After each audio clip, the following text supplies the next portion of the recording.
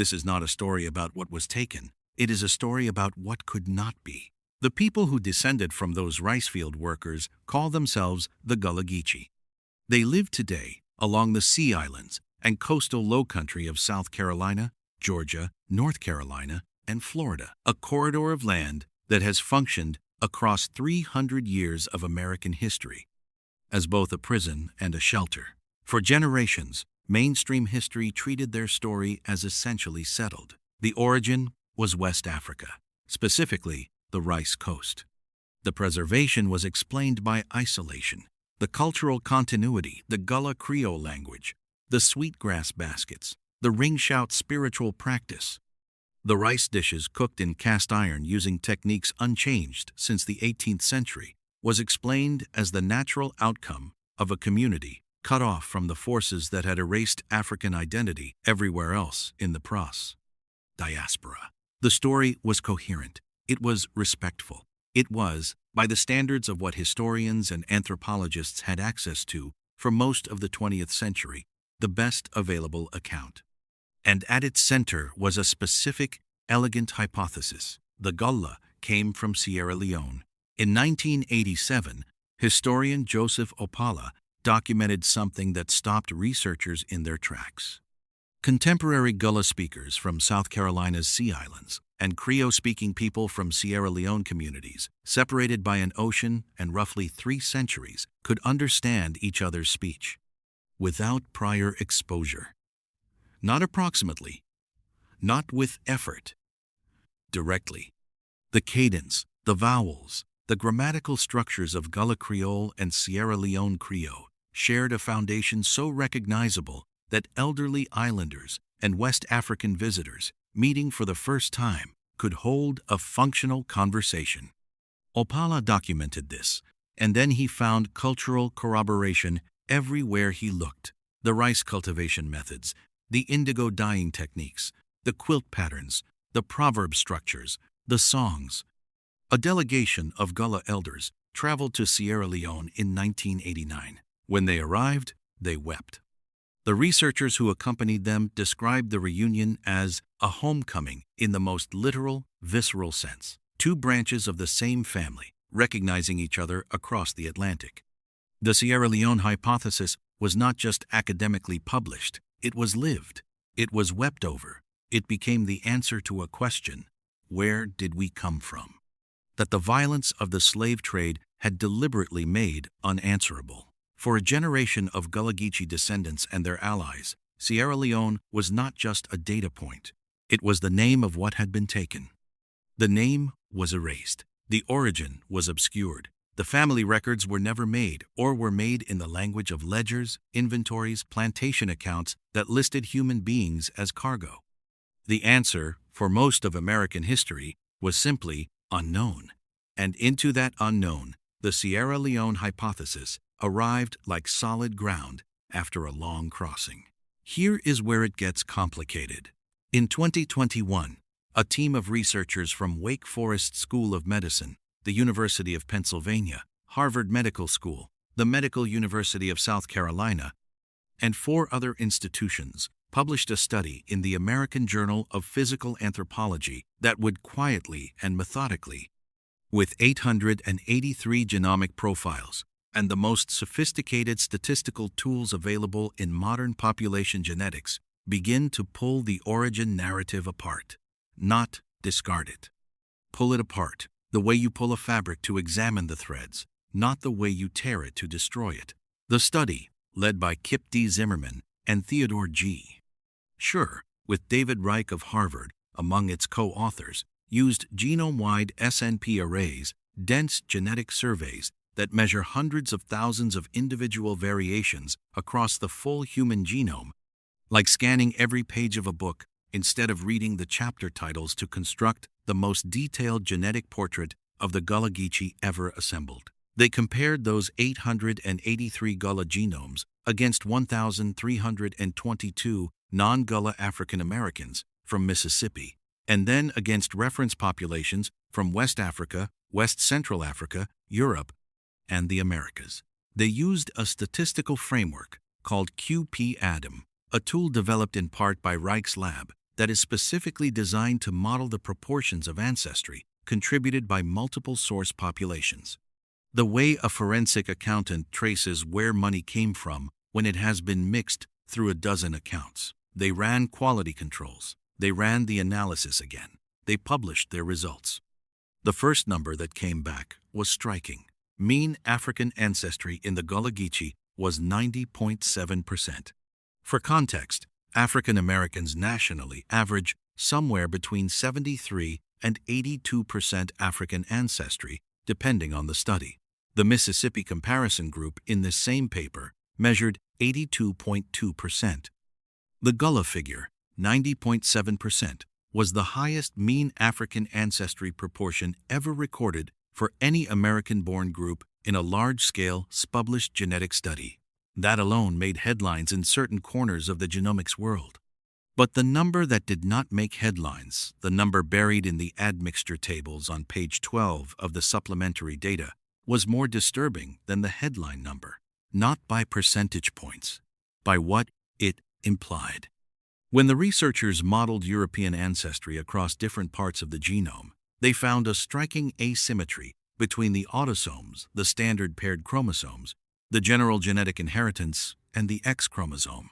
In the Gullah sample, the estimated proportion of European ancestry arriving through male lineages reached 119.38% under the X chromosome admixture model.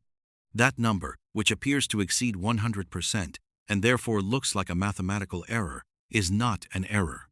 It is the statistical signature of a population in which European ancestry entered the gene pool almost exclusively through male lines, through the men who held power on the plantations, while the maternal lineage, the mother-to-daughter thread, was held nearly sealed.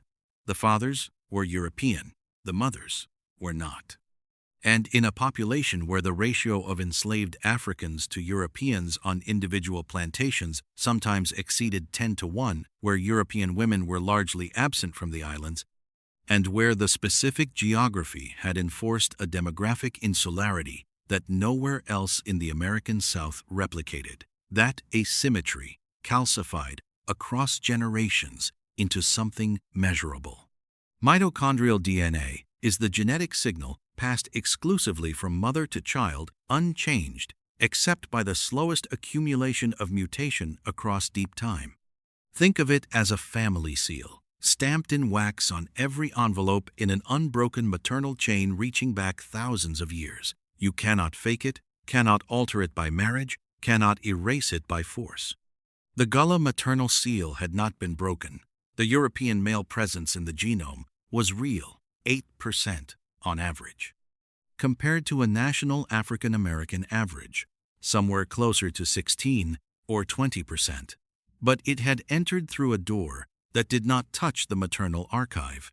That archive remained intact, specific, legible, preserved, sealed, intact.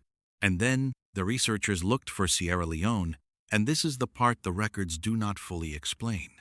The first theory says the Sierra Leone hypothesis is essentially correct, and the genomic data confirms it with sufficient precision.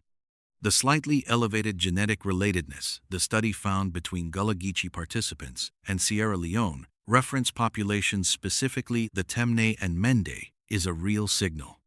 It appears in the principal component analysis, which maps genetic similarity the way a topographic map measures elevation, placing populations that share more ancestry closer together in mathematical space.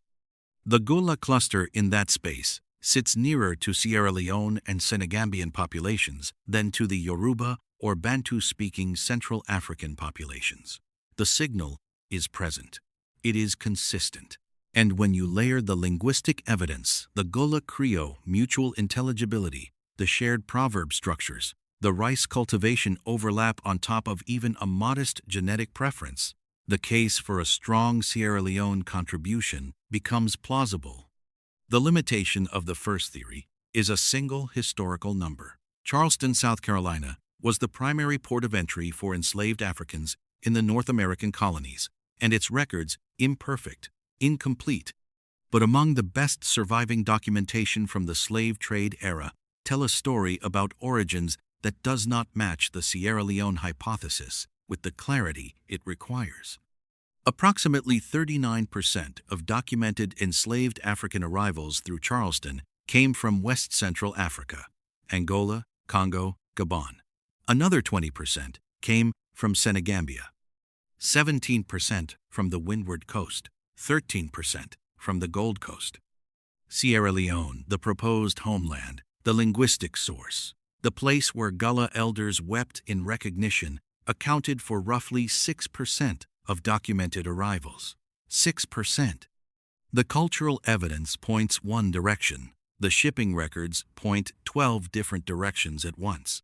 Neither the first theory nor the Sierra Leone hypothesis, taken alone, bridges that gap. The second theory is more complicated, and it reframes the question entirely.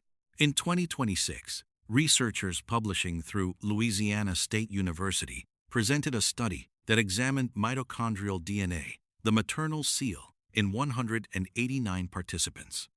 79 Gullah Geechee individuals and 110 African Americans from other regional backgrounds.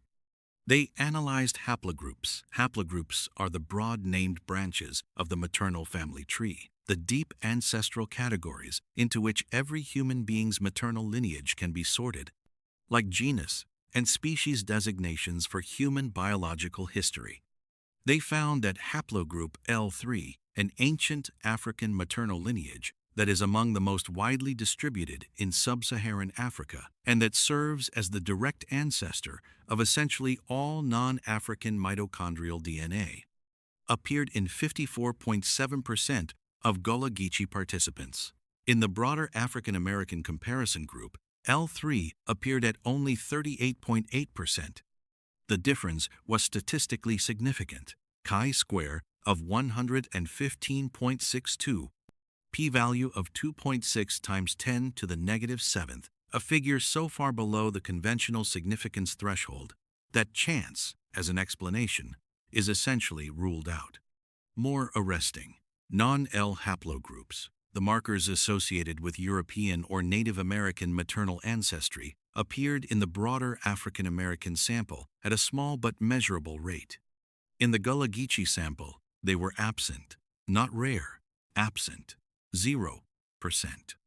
Researchers are careful to frame this as probability, not certainty, but the implication the study raises is not a modest one. The Gullah Geechee may not be simply a preserved relic of one African regional origin. They may be a founding biocultural population, a community whose maternal lineages, sealed by geography and demographic asymmetry during the critical early colonial period, seeded in part the maternal inheritance of legacy African Americans more broadly, not the end of a lineage, the beginning of one. The limitation of the second theory is sample architecture. 79 Gullah participants is a meaningful dataset for a mitochondrial study, but it is not sufficient to establish the directionality of the relationship with certainty. The chi-square result confirms a strong genetic connection between the Gullah Geechee and broader African American maternal lines.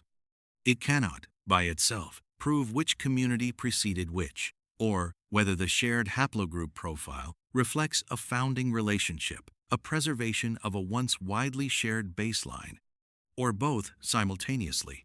Researchers are clear on this distinction. The connection is confirmed. The explanation for it remains open. The third, and the one most researchers are cautious to say directly, suggests something that begins not in a laboratory but in a plantation ledger. The 2021 Zimmerman et al. Study was not commissioned as a genealogy project.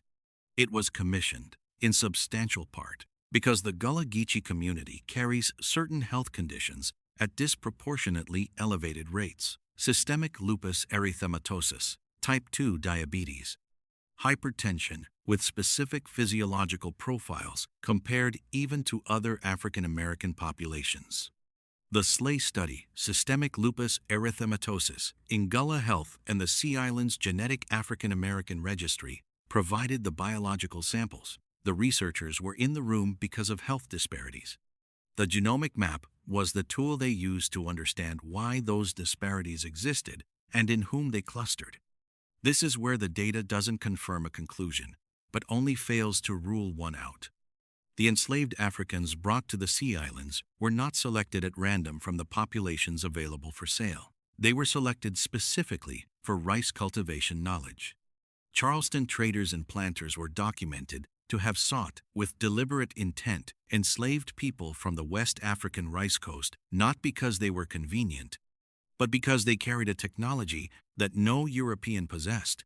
The selection was functional. The selection was biological.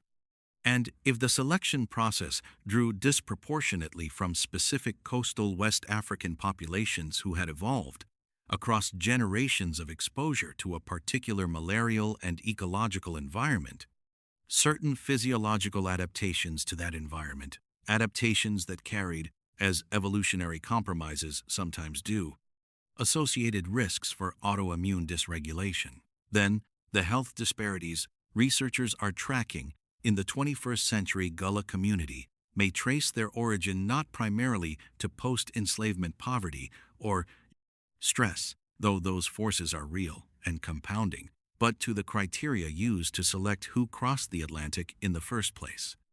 The genome may carry the imprint not only of survival, it may carry the imprint of selection, and that selection was not random, it was commercial, it was intentional, and it was 300 years ago. The data does not confirm this, it only declines to close the door. Adapted, rebuilt, adapted, survived. Picture yourself standing at the edge of Street Helena Island, South Carolina, on an afternoon in late August. The temperature is 94 degrees Fahrenheit, but the humidity wraps around it and makes it feel like something closer to a living weight, something you carry rather than breathe. The Beaufort River is at low tide, and the Spartina grass along the bank is releasing that smell, sulfur and salt, and something sweetly organic, the smell of a marsh at work, of life decomposing into the conditions for more life. Live oaks line the road behind you, their branches low and crooked, their bark furred with Spanish moss that moves in the small hot wind the way old cloth moves when you shake it out. From the house on the hill, someone is cooking rice. The smell reaches you before anything else does. You have been given a single sheet of paper. It is a genomic ancestry report. It reads, 90.7% African ancestry. There is a footnote. The footnote explains that this figure represents the highest mean African ancestry ever recorded for an American-born individual in a population-scale study published in a peer-reviewed journal. You have come here carrying this paper, carrying this number, carrying the question of what it means and where it points and whether it confirms or complicates the story this community has been telling about itself for generations. You show it to an elder, a woman who has lived on this island her entire life and whose grandmother spoke Gullah as her first language and whose great-grandmother knew rice cultivation as a body practice, not a learned skill, a woman whose community agreed more than 20 years ago to participate in a long-term genetic study because researchers came to them with a promise that the science would serve the community's health, not extract from its history. She looks at the paper. She looks at you. She says, "The land already knew this. We've been here. We've been whole." She is not surprised by the number. She is only waiting to see what you will do with it. And here the story stops being simple. The scientists came expecting to confirm the Sierra Leone hypothesis. That was the prediction embedded in the study design, that a highly African ancestry, culturally isolated community with documented linguistic ties to Sierra Leone would show a clear genomic preference for Sierra Leonean reference populations. The data that came back was something else, not a contradiction. A complication, not a refutation. An expansion. What the genome showed was a population assembled from fragments of everywhere, Angola and Congo, at the largest single proportion, nearly 40% of documented Charleston arrivals, Senegambia, the Gold Coast, the Windward Coast, Sierra Leone. Yes, but Sierra Leone as one thread in a cloth that required all of West Africa to weave. And somehow, in the malarial isolation of the sea islands, in the specific demographic mathematics of a plantation system that concentrated African-descended people at ratios that European-descended people could not tolerate and did not survive, those fragments did not remain fragments. They became one thing. A language that synthesized and survived. A culture that integrated and persisted. A community that made itself coherent out of a deliberate incoherence, out of a system designed to prevent exactly this wholeness, this legibility, this 90.7%. The linguistic connection between Gullah and Sierra Leone Creole is real, and the most probable explanation for it is not that the Gullah came exclusively from Sierra Leone. It is that both languages were built from the same ancestral West African linguistic materials, reconstructed independently on opposite sides of the Atlantic, by separated people carrying the same deep grammar. Two languages that resemble each other not because they share a source, but because their builders shared a world before the world was split. The cage became the vault. The isolation meant to break them held them. The geography designed for control became the architecture of preservation. The suffering that was supposed to scatter the genome sealed it instead. That is the irony that sits at the center of everything the science found, not as a comfort, but as a fact. Not as resolution, but as the shape of what actually happened. In the years since the 2021 study, researchers who worked on the project have described the experience of presenting their findings to the Gullah Geechee community as one of the more unusual moments of their professional lives. The community did not react with shock. They reacted with something closer to recognition, the specific feeling of having a measurement confirm what the body already knew. One researcher described an elder at a community meeting who sat quietly through the entire presentation of the genomic data, the admixture models, the haplogroup frequencies, the X chromosome asymmetry, and at the end said only, "So the science caught up." Not a question, a statement. The science caught up. The island had been keeping this record the whole time. What the Gullah Geechee genome reveals, if you are willing to hold it without collapsing it into a simpler story, is something about how identity works when everything meant to anchor it has been removed. Every traceable record was destroyed or was never made. The names of the ancestors in the ledgers were first names only, if that. The origins were written down in languages the enslaved did not control.